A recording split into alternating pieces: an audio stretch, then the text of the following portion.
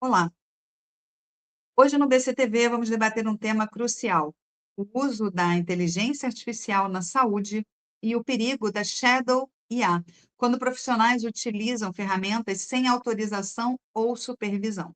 Nós convidamos Rafael Dias da Cunha, professor e advogado do escritório Toro e Advogados Associados, ao lado do também advogado e presidente do Instituto Brasileiro Direito da Saúde Suplementar. Ambos se dedicam ao estudo das implicações jurídicas e éticas da tecnologia na medicina. O assunto é grave. Dados de saúde entre os mais sensíveis que existem estão sendo processados por sistemas externos sem controle, o que pode gerar violações à privacidade, responsabilidade legal e até riscos à vida. Bom, muito boa noite, doutor Rafael, seja muito bem-vindo, nós agradecemos pela sua participação. Olá, Adriana, boa noite a todos que nos assistem. Eu quem agradeço o convite. De fato, é um tema de muita relevância e que tem ocorrido de forma muito frequente no dia a dia, né? O uso da IA, ele se tornou recorrente, então todo mundo tem acesso a esse tipo de ferramenta.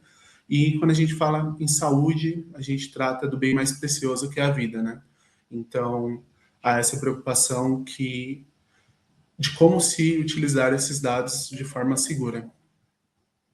Perfeito. Doutor Rafael, em primeiro lugar, eu acho que é importante a gente explicar para o nosso telespectador e para o nosso ouvinte, né, o que significa Shadow IA, né? Shadow IA, porque acho que muita gente desconhece, né, o termo.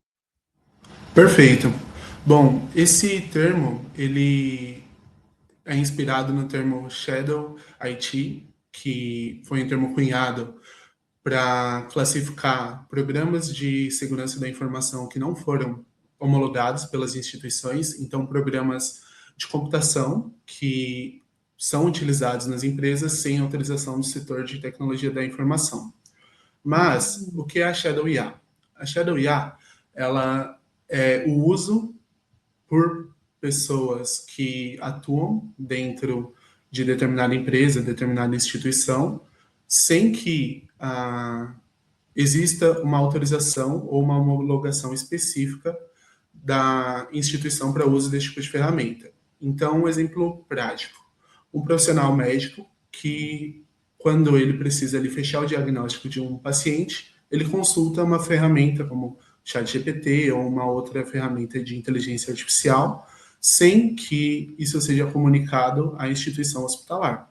Isso é um caso em que a pessoa, por livre e espontânea vontade, utiliza de uma ferramenta de inteligência artificial para prestar ali o serviço. Então, a Shadow IA é justamente esse uso sem a visualização institucional desse tipo de ferramenta.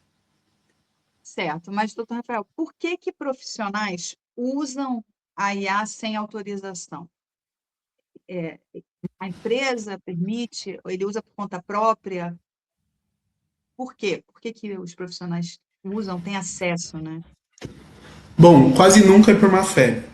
A maior parte das vezes é porque esse tipo de ferramenta resolve um problema real, seja a falta de tempo, o excesso de demandas ou a possibilidade de visualizar outras perspectivas com relação àquele cenário. Então, de um modo geral, esse tipo de ferramenta ele tem um grande ganho. A ideia de se discutir a questão da Shadow IA não é demonizar o uso de inteligência artificial, porque, inclusive, dentro do setor da saúde, ela gera um grande ganho, né?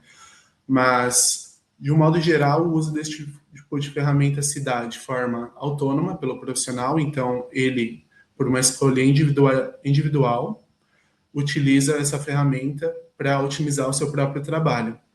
E, por vezes, não há essa homologação desse tipo de ferramenta por parte das instituições. É importante entender que a Shadow IA não se confunde com sistemas de inteligência artificial que são homologados pela empresa. Então, se uma empresa contrata uma plataforma que usa a inteligência artificial, isso é um cenário em que houve uma avaliação da segurança dessa plataforma e é algo institucionalizado. A Shadow IA se dá nos casos em que a pessoa, ela, por iniciativa própria, sem uma autorização institucional, ela se vale desse recurso para realizar suas atividades. Certo. Agora, doutor Rafael, que riscos existem no uso de um celular pessoal, né? De usar IA no celular pessoal. Bom, aqui é importante a gente ter em mente que quando a gente pensa na perspectiva de risco, esse risco não está especificamente relacionado à IA. Os principais riscos relacionados ao uso de celulares pessoais, principalmente pensando no contexto da saúde, estão relacionados a alguma vulnerabilidade de segurança. Então, por exemplo, se através de um celular pessoal há um compartilhamento de fotos de um paciente em um grupo de WhatsApp, ainda que seja com uma finalidade de auxiliar ali no processo de prescrição da prescrição médica, o fechamento de um quadro clínico. Há uma grande possibilidade daquele tipo de informação estar sendo armazenada de uma forma que não atenda os critérios mínimos de segurança. Então, há ali uma vulnerabilidade relacionada à segurança e também há um risco jurídico, porque a Lei Geral de Proteção de Dados, ela regula as atividades de tratamento de dados por pessoas jurídicas. E ela é uma lei essencialmente protecionista no sentido de que ela traz autonomia informacional às pessoas que são titulares daqueles dados. Assim como o Código de Defesa do Consumidor traz autonomia para o consumidor. Então, ela exige que toda atividade de tratamento de dados seja realizada de forma segura e tenha uma base legal que justifique. Quando eu coloco informações corporativas no meu dispositivo pessoal, eu quebro essa camada de segurança que a legislação exige. Então, a gente tem um risco jurídico e um risco de segurança da informação nesse tipo de conduta. Certo. Doutor, o que é um chatbot? Chatbot? Chatbot ou chatbot? Bom, ele pode ser muitas coisas. Em geral, um chatbot ele é uma plataforma que interage com a pessoa e que você vai formulando perguntas, vai obtendo informações e a partir disso você consegue estruturar uma conversa. Por exemplo, o ChatGPT, apesar de ser uma plataforma de inteligência artificial generativa, ela também é um chatbot. Você consegue conversar com ele, ele interage de volta. Então, o Isso. chatbot geralmente é esse tipo de ferramenta, que você conversa e consegue construir um diálogo com a plataforma, com a ferramenta. Agora, tudo bem, vamos lá. Vamos na área da saúde, né? Digamos que uma enfermeira resolve consultar lá o chatbot dela. O que acontece, assim? É perigoso, não é? O que? Vamos. Bom, nesse cenário, a gente tem dois principais riscos.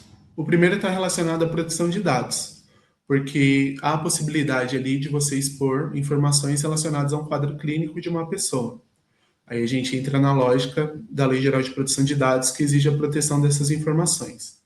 Olha, Então, se eu pego legal. uma plataforma de IA que ela está sediada em outro país, eu estou enviando aquelas informações de uma pessoa para uma base de dados que não está localizada nem no Brasil. Então, ela não se submete nem à jurisdição brasileira. Ali a gente pode ter uma violação dos dados daquela pessoa. Esse é o primeiro risco.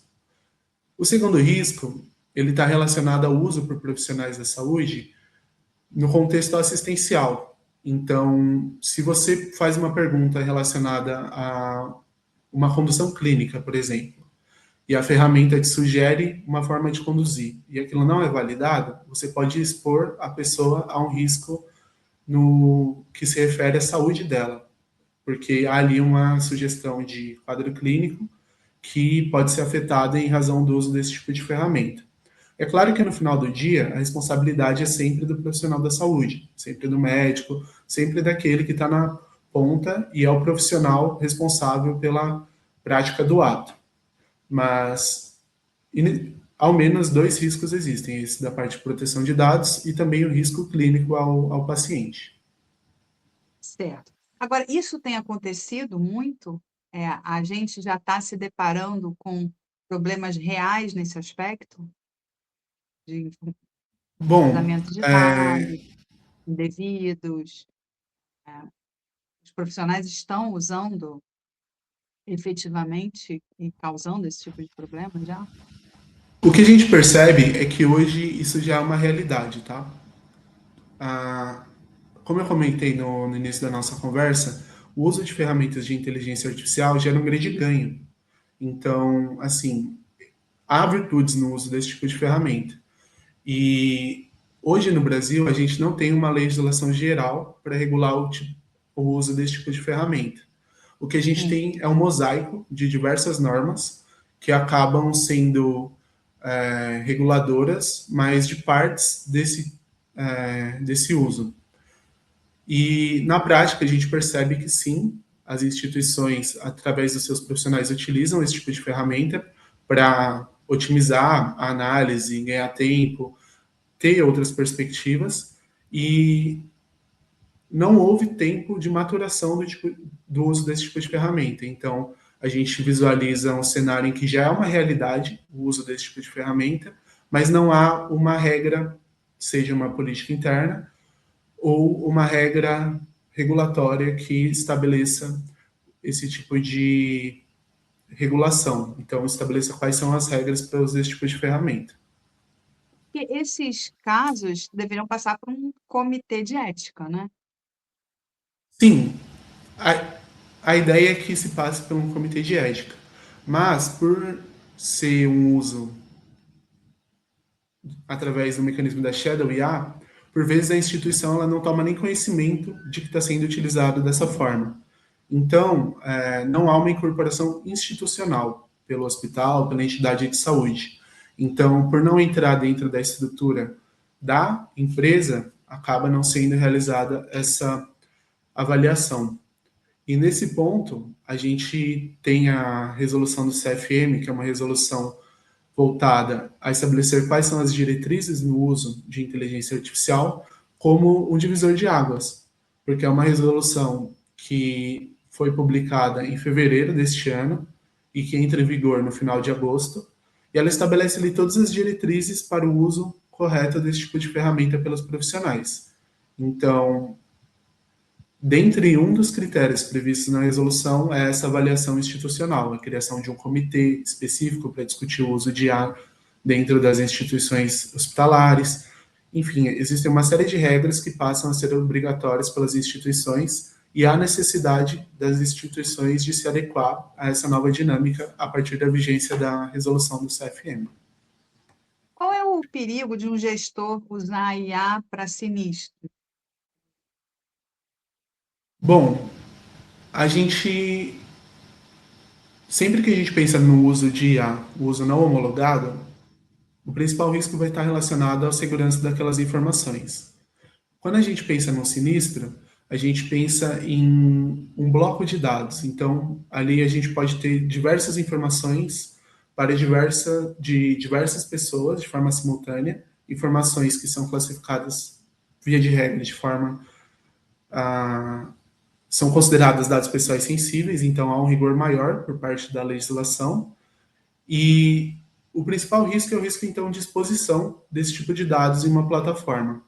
Porque os sistemas de inteligência artificial, principalmente os de aprendizado em máquina, eles têm uma lógica em que toda a informação que é incluída nesse sistema é incorporada à base de dados da ferramenta.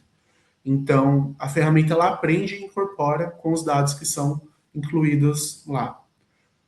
Quando a gente trata de sinistros, pensa em procedimentos de saúde, a análise de cobertura assistencial, se a gente não faz uma homologação prévia dos critérios de segurança daquela ferramenta, a gente pode estar expondo uma pessoa para uma plataforma que aí entra de novo naquele raciocínio, que pode ou não estar sediada no Brasil, e o risco, então, é a exposição indevida desse tipo de informação para ambientes que a gente não faz ideia na prática de quais são os riscos de segurança, né? Então, o principal risco está atrelado à segurança da informação. Agora, doutor Rafael, por que que na saúde esse problema é mais grave, né, da IA? Isso acaba gerando, acho que a gente pode até desenvolver mais nisso, mas primeiro quero te ouvir, depois quero também te perguntar, porque assim, eu acho que a inteligência artificial acaba gerando também na área da saúde a criação de médicos que não são médicos, né? O cara vai lá, cara de pau, né? Pode ir lá e se consultar e aí tá ali, né? E dar respostas aleatórias. Aleatórias, claro, falsas, né? Porque não é do conhecimento dele. E Perfeito. na saúde, né? Essa é uma excelente pergunta, porque na prática, o que acontece? Essas plataformas, pela facilidade de acesso a esse tipo de recurso, a gente percebe que as próprias pessoas elas acabam inserindo ali exames, pedindo uma avaliação pela ferramenta, perguntando a opinião, e há um risco claro quando a gente pensa até no processo de formação do profissional da medicina. Ele passa por uma série de avaliações para que ele construa uma base sólida para avaliação daquele tipo de conduta. Quando a gente coloca numa plataforma que é um conglomerado de informações, ela pode fazer uma análise que não contempla o que é necessário para chegar ao fechamento daquele quadro clínico. Então, na prática, a gente percebe que até uma evolução nesse tipo de ferramenta. Hoje, por exemplo, se você coloca o seu prontuário numa ferramenta de inteligência artificial, ela fala: olha, estou avaliando esse quadro, mas o ideal é que você procure um profissional médico, porque Tá. na prática é muito perigoso que as pessoas sigam à risca o que está sendo dito pela ferramenta, porque ela não tem ali a capacidade técnica de um médico para avaliar qual a patologia do paciente, o que realizar para tratar aquele problema.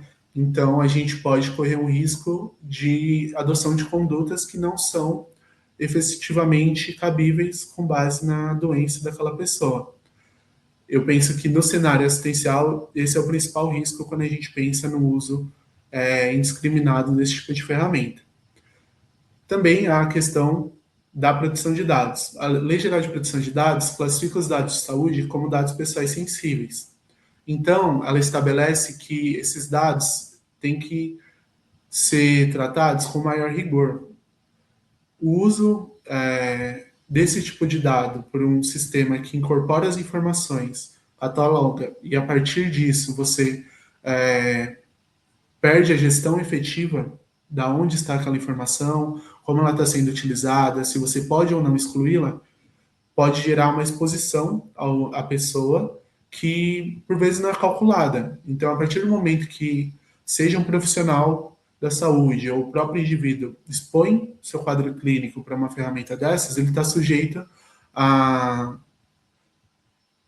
a uma exposição indireta também que por vezes é velado e você não percebe. Então, a gente tem um risco relacionado à segurança das suas informações e um risco que está relacionado ao, à prescrição e à condução clínica com base na doença da pessoa que pode ter um vício em razão da ausência da consulta a um profissional qualificado. Agora, por exemplo, a IA, ela pode errar também, né? Ela erra, né? Sim, sem dúvida. A IA ela erra com frequência, né? Chamam de alucinação. Então, é muito Olha, importante, é um termo que utilizam e a IA, além de errar, a maior parte delas ela é configurada para responder de uma forma que agrade a quem está perguntando. Então, por vezes você pode perguntar e se ela não tiver a resposta, ela pode inventar. Então, existem sérios riscos no uso desse tipo de ferramenta e principalmente quando não há a capacidade crítica e ali há uma lacuna técnica, né, que se exige para avaliar se aquele conteúdo é verdade ou não, e isso impacta diretamente nas nossas vidas, né? Há um risco sério de se tomar como verdade algo que, na verdade, não passa de uma alucinação da ferramenta, e então há que se tomar pode muito custar, cuidado com o uso desse tipo de ferramenta. pode custar a vida, né? A vida de um paciente, a própria vida, né, de qualquer um que acha que está ali pegando uma informação e entende de uma maneira errada, né? Usa um remédio errado, uma dosagem errada, né? Muito grave. Já existem muitos casos na justiça, doutor Rafael, assim, de médicos que já estão sendo processados por conta do uso da IA. Ainda não existem muitos casos, relacionados à responsabilidade médica em razão do uso incorreto da ferramenta de inteligência artificial. Primeiro porque hoje, apesar disso ser algo comum, é difícil de rastrear. Como a gente mencionou durante a conversa, e é meio que um uso pelas sombras, né? A pessoa utiliza, mas ela não formaliza o uso desse tipo de ferramenta. E nesse sentido, a resolução do CFM, que passa a vigorar agora em agosto, estabelece algumas ferramentas que vão permitir que a gente visualize de forma mais clara o uso desse tipo de recurso. Porque ela estabelece, por exemplo, como obrigação que conste no prontuário do paciente que foi utilizada uma ferramenta de IA na avaliação do caso. Ela também estabelece que o médico que utiliza esse tipo de ferramenta informe ao paciente que está fazendo isso. Então, a gente passa a ver de forma mais clara o uso desse tipo de recurso pelos profissionais. E a partir disso, também é possível estabelecer uma métrica ali de responsabilização.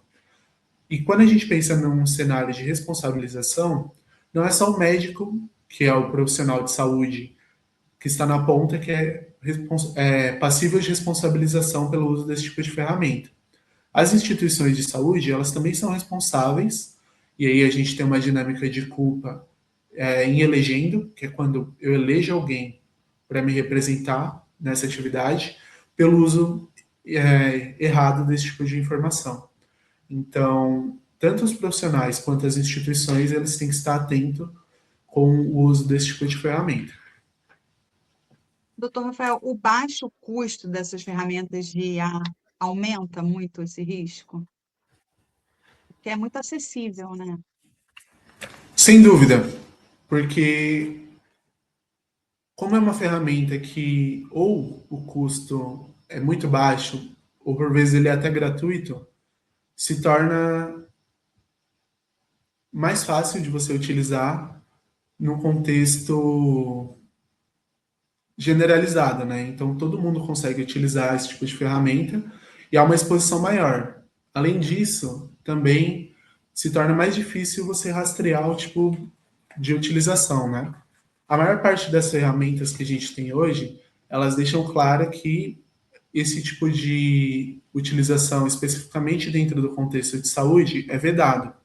Então, há uma movimentação das plataformas também de informar que não se deve ser utilizada essa ferramenta para finalidade de prescrição médica ou avaliação de quadros clínicos. Na medida em que você utiliza, você assume a responsabilidade pelo resultado. Uhum. Então, essa facilidade, de fato, ela gera maior risco e também torna mais difícil a contenção desse tipo de problema. Agora, falta uma política formal de uso de IA nos hospitais, né? Sim, hoje a maior parte das instituições não tem esse tipo de política. É algo que se torna obrigatório a partir da vigência da resolução do CFM. Então, o CFM estabelece que as instituições hospitalares elas vão ter que sentar, conversar, criar grupos de debate para entender como está sendo utilizado esse tipo de ferramenta, avaliar o grau de segurança desse tipo de ferramenta e também estabelecer quais são as regras de uso desse tipo de ferramenta dentro dos ambientes. Então, estabelecer ali as regras do jogo, o que é tolerável, o que não é, como deve ser utilizado, estabelecer processos de validação do resultado do uso dessas ferramentas. Então, você não pode tomar como uma verdade absoluta o que é dito pela ferramenta, e é sempre importante deixar claro que a responsabilidade vai estar sempre na mão do médico quando a gente tratar de uma avaliação de um paciente. Então, sempre quem está na ponta, quem prescreve, quem avalia, quem chega ao resultado é o profissional da medicina.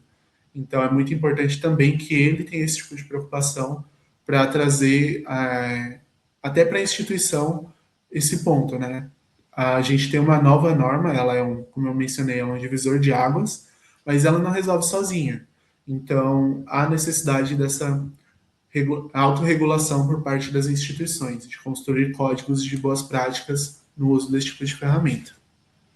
Doutor Rafael, o que que significa responsabilidade ético-profissional integral? Significa justamente isso, que o médico ele vai responder pelo ato que ele praticar. Então, ainda que o profissional da medicina ele se utilize de um mecanismo tecnológico para chegar a um resultado, quem assina a prescrição é o médico. Então, para fins de responsabilização ético-profissional junto aos conselhos de classe ou dentro de um processo judicial ou até penal, a depender do contexto, quem responde é quem assina, quem está com a caneta. Então, o profissional médico, ele que vai responder no final do dia pelo ato praticado. Para terminar, doutor Rafael, que a gente está chegando ao fim, por que que o Brasil não tem ainda uma lei de IA, tem? Ainda não. Hoje o debate avançou bastante no Congresso. A gente tem o PL 2338 de 2023, que é a referência para a constituição dessa norma geral que regula o uso de inteligência artificial, mas ele ainda não foi promulgado. O que nós temos hoje são uma série de normas setoriais que são emitidas por autoridades reguladoras, órgãos de classe, conselhos profissionais e que regulam o uso dentro de recortes específicos. Como eu mencionei no caso do CFM, por exemplo, ela regula no uso da medicina. A OAB emite pareceres sobre o uso de inteligência artificial por advogados. Então a gente começa a perceber uma movimentação setorial que estabelece regras para, principalmente para setores que são mais expostos, que utilizam dados mais sensíveis, mas hoje a gente não tem uma legislação única que regule esse tipo de atividade. Certo. Doutor Rafael, quero abrir aí o espaço para você deixar o seu recado final, né? Acho que é importante, uma pessoa que conhece tanto de inteligência artificial, né? Pode deixar aí suas últimas considerações. Perfeito, muito obrigado. Bom, como eu mencionei, a ideia não é endemonizar o uso de inteligência artificial, não é restringir o uso desse tipo de ferramenta. A gente sabe que são ferramentas que hoje são utilizadas em todos os nichos e por diversas categorias profissionais e que de fato elas agregam muito. Então as pessoas ganham tempo, ganham produtividade. O que a gente propõe é uma reflexão sobre o uso ético desse tipo de ferramenta.